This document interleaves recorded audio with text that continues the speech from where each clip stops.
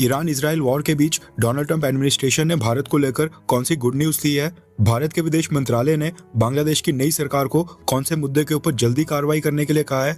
Operation सिंदूर के ऊपर Israel ने भारत को क्या समर्थन दिया है? और भारत बुद्धा रेलिक्स को चाइना के कौन से पड़ोसी देश में भेज रहा है? इसके अलावा भी काफी सारी इंपॉर्टेंट अपडेट्स आ रही हैं जो आपको मेन स्ट्रीम के न्यूज चैनल्स के ऊपर एक साथ देखने को नहीं मिलेंगी, इसलिए वीडियो को एंड तक देखिएगा। सबसे पहले बात करते हैं भारत और अमेरिका के बारे में।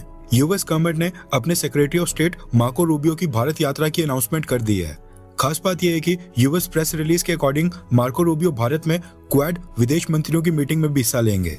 इसका मतलब यह है कि इस महीने के एंड में चारों क्वाड देशों के विदेश मंत्री भारत में मीटिंग करने के लिए आएंगे। रिपोर्ट्स के अकॉर्डिंग अमेरिका के विदेश मंत्री मार्को रूबियो की भारत यात्रा 3 दिन की होगी। 24 मई को इनका ये टूर स्टार्ट होगा और 26 मई को ये विजिट कंक्लूड हो जाएगी। पिछले साल जब डोनाल्ड ट्रंप ने प्रेसिडेंट पद की शपथ ली थी, उसके बाद से मार्को रूबियो पहली बार भारत की यात्रा पर आ रहे हैं। 26 मई को ही क्वाड देशों के विदेश मंत्रियों की मीटिंग होनी है, जिसमें ऑस्ट्रेलियन फॉरेन मिनिस्टर पेनी वोंग और जापान के फॉरेन मिनिस्टर तोशिमित्सु ये भी भारत में हिस्सा लेने के लिए आएंगे। और क्वाड जो पिछले 2 सालों से इनएक्टिव पड़ा है, वो भी वापस से एक्टिव होगा। नेक्स्ट अपडेट आ रही है भारत और बांग्लादेश को लेकर। रेफरेंस के लिए आपकी स्क्रीन के ऊपर आर्टिकल का स्क्रीनशॉट है। भारत सरकार के विदेश मंत्रालय ने कहा है कि भारत में जो इलीगल बांग्लादेशी यानी कि बांग्लादेशी घुसपैठिए रह रहे हैं, उनके रिपाट्रिएशन में बांग्लादेश की सरकार हमारे साथ कोऑपरेट करे। रिपाट्रिएशन का मतलब होता है किसी भी व्यक्ति को उसके अपने देश, उसकी कंट्री ऑफ ओरिजिन जहां का वो नागरिक होता है, वहां पर वापस भेजने की प्रक्रिया। यानी भारत सरकार ने बांग्लादेश से कहा है कि उनके जो इलीगल बांग्लादेशी भारत में रह रहे हैं, उनको वापस लेने की प्रक्रिया में बांग्लादेश की सरकार हमारे साथ सहयोग करे और मिलकर काम करे।